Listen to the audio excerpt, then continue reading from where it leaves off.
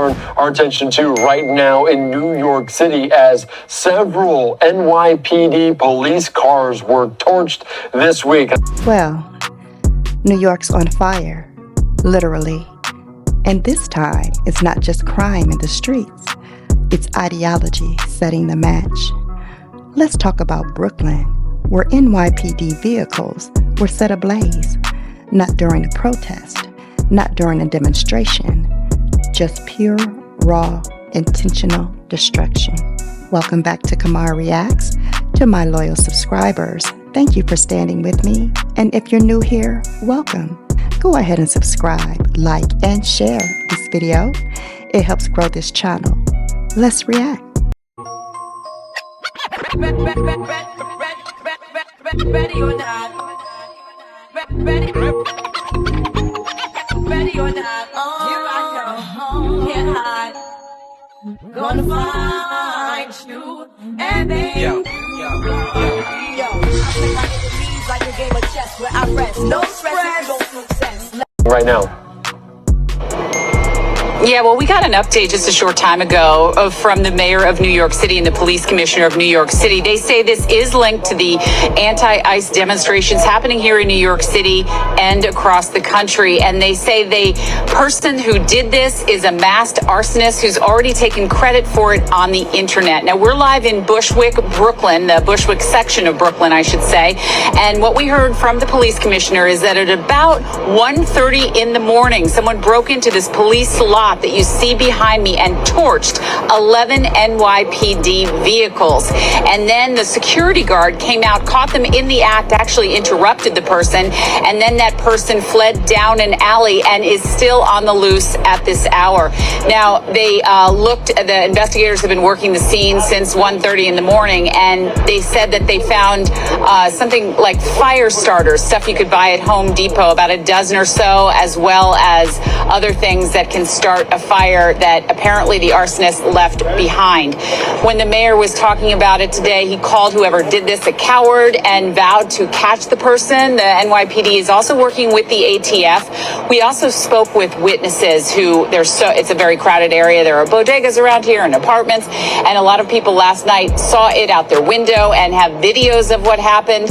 And that's something police are going to be looking at too, as well as, everything that, as much information as they can possibly get.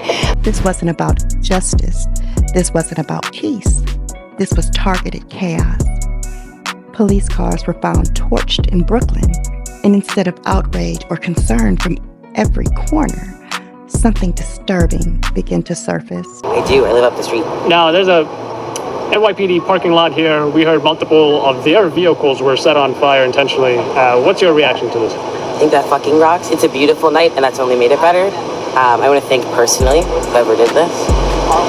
How have you been feeling about the anti-ICE protests recently? I think the anti-ICE protests are awesome. I think they're necessary. I think that not only should it be ICE, it should be the NYPD who gets to run around like they can do whatever they want, and they can't. So I think the protests are really awesome to show them that we will fight back and we will protect our community and our neighbors.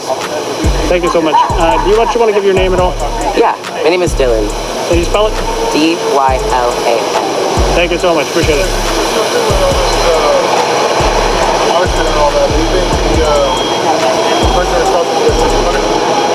No, I hope they're never found, frankly.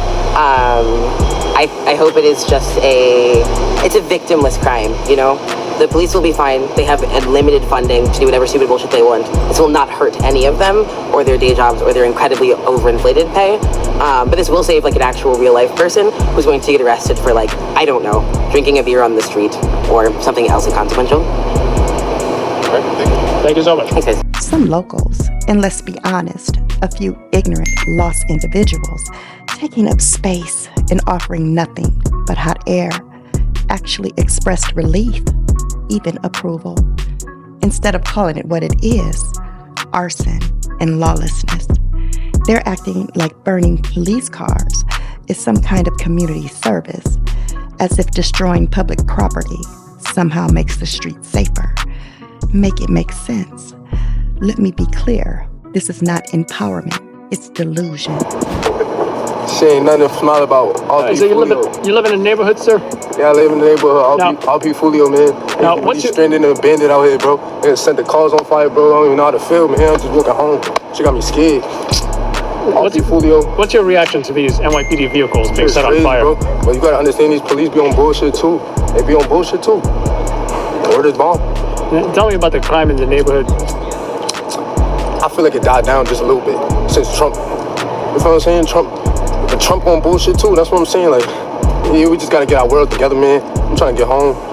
What's your take on the anti-ICE protests recently? You said who?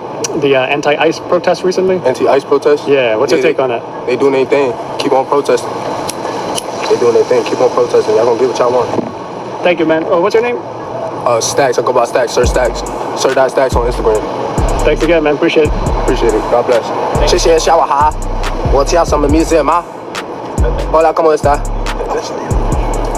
Burning police vehicles doesn't make communities safer. It leaves them exposed.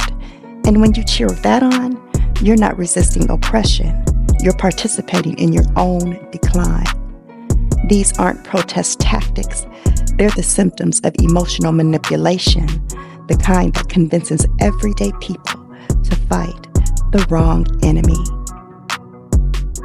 Ask yourself, who really benefits from fewer police? From neighborhoods with no patrols, no presence, no safety net? Certainly not the working class families, not the elderly, not the mothers walking their children to school. This is what happens when illegal immigration, lawlessness, and political pandering collide. The system gets overwhelmed, resources are stretched thin, and communities are gaslit into thinking that less law enforcement equals more freedom. It doesn't. And while some people are out here celebrating burned squad cars, you better believe the criminals are watching and smiling. Brooklyn deserves better, and America, she deserved leaders, not looters. This wasn't about injustice, it was about instability. And if we don't wake up and call it what it is, we'll all be sitting in ashes, wondering who lit the match. Like, share, and subscribe, and I'll see you on the next one.